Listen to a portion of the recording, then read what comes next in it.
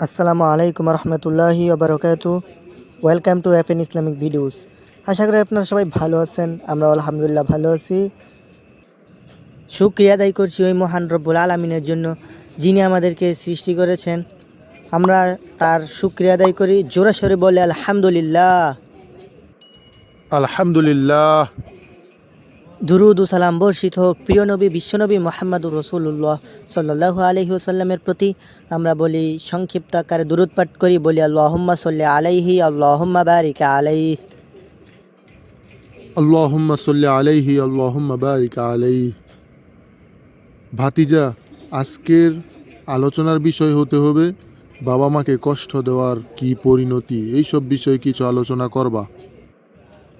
আচ্ছা ঠিক আছে, আমাদের সংক্ষিপ্ত আলোচনার বিষয় হবে আজকের বাবা মাকে কষ্ট দেওয়ার পরিণতি কী, এইসব বিষয়ে হালকা পাতলা কথা বলবো। ওকে, তো আল্লাহ তাআলা উক্ত বিষয়ের উপর আলোচনা রাখার তৌফিক দান করুন।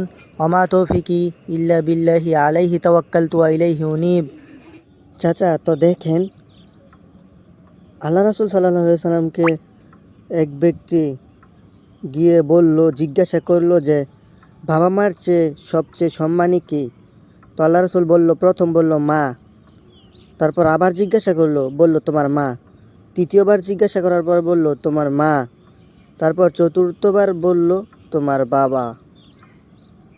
তার মানে এই হাদিস থেকে বোঝা যায় সবচেয়ে বেশি সম্মানী হচ্ছে মা, তারপর বাবা। কিন্তু সম্মান কিন্তু না দেওয়া যাবে না, দোনোজনকে সম্মান দিতে হবে। মাকে বেশি দিতে হবে, কারণ মা হচ্ছে আমাদের মা। দেখেন আরেক হাদিসে এসেছে, আন আসমা বিনতে আবি বাকরিন রাদিয়াল্লাহু তাআলা আনহুমা ক্বালাত قدمت علي أمي وهي مشركة في عهد قريش فقلت يا رسول الله إن أمي قدمت علي وهي راغبة أفاصلها قال نعم صليها متفق عليه। আসমা বিনতে আবু বকর রাদিয়াল্লাহু তাআলা আনহু হতে বর্ণিত, তিনি বলেন, কুরাইশদের সাথে মুসলমানদের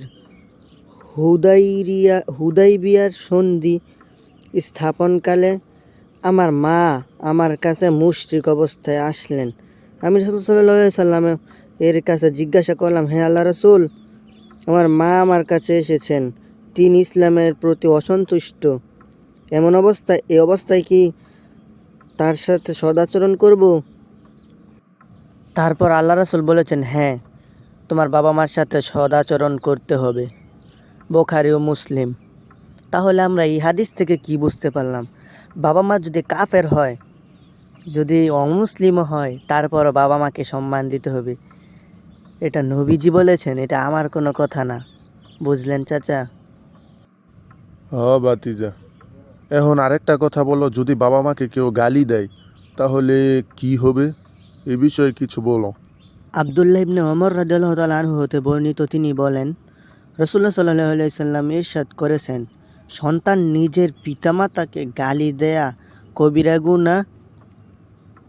গুনাহসমূহের মধ্যে অন্যতম। সাহাবীগণ জিজ্ঞাসা করলেন, হে আল্লাহর রাসূল, কেউ কি তার পিতামাতাকে গালি দেয়?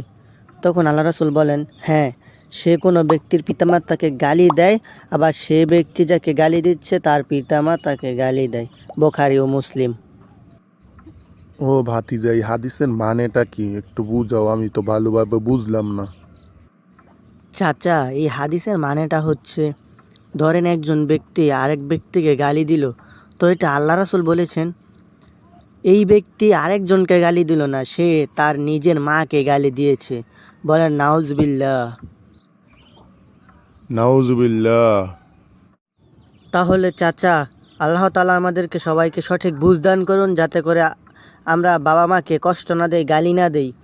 আর আরেকটা বিষয় হচ্ছে, এখন তো ছেলেমেয়ের ভালো সম্পত্তি টাকা পয়সা হলে ছেলেমেয়ে কী করে, বাবা মাকে বৃদ্ধাশ্রমে রেখে আসে। ভাই, সাবধান হয়ে যান। যারা আপনাদের বাবা মাকে বৃদ্ধাশ্রমে রেখে আসেন, বাবা মাকে ছাড়া জান্নাতে যেতে পারবেন না। মায়ের পায়ের নিচে হচ্ছে জান্নাত। আপনি যদি মাকে কষ্ট দেন তাহলে জাহান্নামে যেতে হবে। বাবা মার সাথে খারাপ আচরণ করবেন না, কারণ বাবা মা হচ্ছে আমাদেরকে জন্ম দিয়েছেন। যেই বাবা আপনাকে আমাকে জন্ম দিয়েছেন তাকে আমরা বৃদ্ধাশ্রমে রেখে আসছি। ছোট সময় তো তারা আমাদেরকে কত কষ্ট করে পালতেন, তাহলে তাদেরকে আমাদের যত্ন করতে হবে। আমরা তা না করে আমরা বৃদ্ধাশ্রমে রেখে আসি। আমরা কিসের মানুষ? ভালো হয়ে যান, সবাই ভালো হয়ে যান। এরকম কাজ কোনো সময় করবেন না। আল্লাহ তাআলা সবাইকে সঠিক বুঝ দান করুন। আমিন। আমিন আমিন সুম্মা আমিন।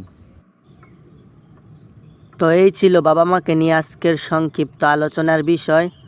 ভিডিওটি যদি ভালো লেগে থাকে তাহলে অবশ্যই লাইক দিবেন আর শেয়ার করবেন আপনার ওই সমস্ত বন্ধুদের সাথে যারা বাবা মাকে বৃদ্ধাশ্রমে রেখে আসছে।